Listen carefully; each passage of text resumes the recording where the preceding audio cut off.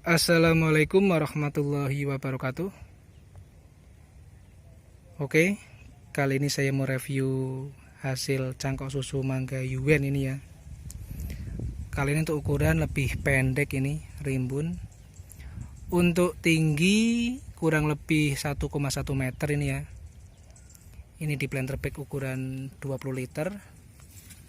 Ya, ini untuk akar tambahannya ya, akar tempelan untuk cangkokan nempel sempurna. Ini bisa kita lihat ukuran batang segini teman-teman. Oke ya, ini saya genggam. Mari kita lihat untuk percabangannya.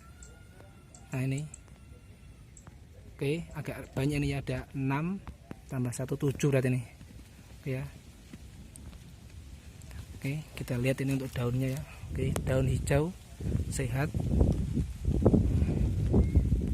Jadi menarik teman-teman, semisal ditabuh lampot itu akan lebih menarik. Misal nanti ada buahnya ya, ataupun langsung ditanam di lahan juga bisa ini. Nah.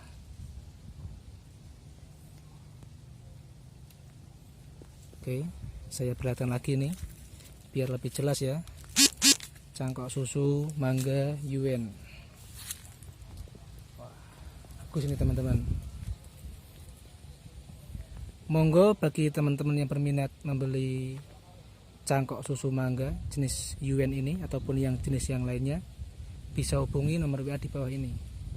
Oke, sekian, terima kasih. Wassalamualaikum warahmatullahi wabarakatuh.